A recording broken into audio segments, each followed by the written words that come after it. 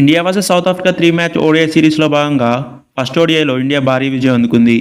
బౌలింగ్లో హర్షదీప్ సింగ్ అండ్ అవేష్ ఖాన్ అద్భుతమైన బౌలింగ్తో సౌత్ ఆఫ్రికాని 116 రన్స్కే ఆల్అవుట్ చేశారు. అండ్ బ్యాటింగ్లో శ్రేయస్ అయ్యర్ అండ్ సాయి సుదర్శన్ ఎక్సలెంట్ బ్యాటింగ్తో 16.4 ఓవర్స్లోనే 8 వికెట్స్ మిగిలి ఉండగా ఇండియా టార్గెట్ని చేజ్ చేసింది. ఇక ముందుగా టాస్ గెలిచిన సౌత్ ఆఫ్రికా బ్యాటింగ్ ఎంచుకుంది. కానీ వాళ్ళకు అనుకున్నంత మంచి స్టార్ట్ లభించలేదు. ఓపెనర్ రీజా హెన్రిక్స్ 0 రన్స్కి అవుట్ అయ్యాడు. హర్షదీప్ అండ్ అవేష్ ఖాన్ బ్యాట్స్మెన్ పై విరుచుకుపడడంతో వచ్చిన బ్యాట్స్మెన్ వచ్చినట్టే పైలన్కి వెళ్తున్నారు. మరోవైపు ఇంకొక ఓపెనర్ జార్జికి మంచి స్టార్ట్ వచ్చినప్పటికీ తను పెద్ద స్కోర్ కన్వర్ట్ చేయలేకపోయాడు. ఇక ఇండియా బౌలింగ్ విషయానికి వస్తే హర్షదీప్ 10 ఓవర్స్ వేసి 5 వికెట్స్ తీసుకున్నాడు. అండ్ అవేష్ ఖాన్ 8 ఓవర్స్ వేసి 4 వికెట్స్ తీసుకున్నాడు. అండ్ కుల్దీప్ యాదవ్ కూడా 1 వికెట్ తీశాడు. దీంతో 27.3 ఓవర్స్ ఆడి 116 రన్స్కి సౌత్ ఆఫ్రికా ఆల్అవుట్ అయిపోయింది.